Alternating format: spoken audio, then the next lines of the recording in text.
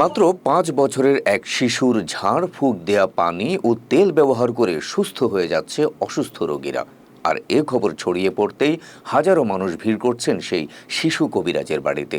শুনতে অদ্ভুত মনে হলেও এমন ঘটনার দেখা মিলেছে সিরাজগঞ্জ জেলার রায়গঞ্জ উপজেলার ব্রহ্মগাছা ইউনিয়নের বামনবাগ গ্রামে। জানা গেছে, স্থানীয় জালাল উদ্দিনের 5 বছরের শিশুপুত্র মোহাম্মদ সাদ্দাম হোসেন স্বপ্নের মাধ্যমে জানতে পারে যে সে তেল ও পানিতে ঝাড়ফুঁক দিলে এবং সেই তেল ও পানি অসুস্থ রোগীরা ব্যবহার করলে জটিল ও কঠিন রোগ থেকে মুক্তি পাওয়া যাবে। এরপর থেকেই বিভিন্ন জনকে ঝাড়ফুঁক দেয়া তেল ও পানি দিতে শুরু করে শিশুটি। স্থানীয়দের দাবি, অনেকেই তার এই তেল ও পানি ব্যবহার করে সুস্থ হয়েছেন। আপনার কি অসুখ ছিল? আমার পেটের ব্যথা ছিল। কতদিন হলো? এই আপনার ঈদের আগের দিন থেকে। চিকিৎসা করেছেন কতদিন হলো? নর্থবেঙ্গল থাকছি 2 দিন, সদরে থাকছি 2 দিন, তারপরে এক্সট্রা ডাক্তার ওষুধ পানি খাইছি, কোনোরকম হিসাবে নেই।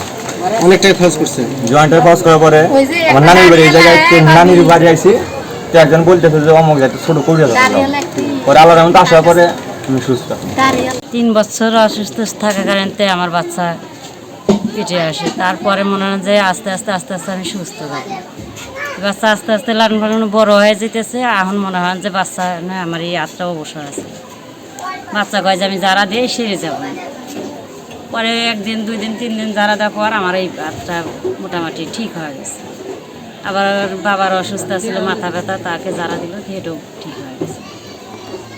বাচ্চা তা আমি প্রকাশ করি দিই। ঝাড়ফুঁক দেওয়া পানি ও তেল ব্যবহার করে সুস্থ হওয়ার খবরে প্রতিদিন হাজার হাজার মানুষ ছুটে আসছেন এই গ্রামে। এখন সকাল থেকে বিকেল পর্যন্ত 6 থেকে 7 হাজার রোগীকে ঝাড়ফুঁক পানি ও তেল দিয়ে যাচ্ছেন এই শিশু কবিরাজ।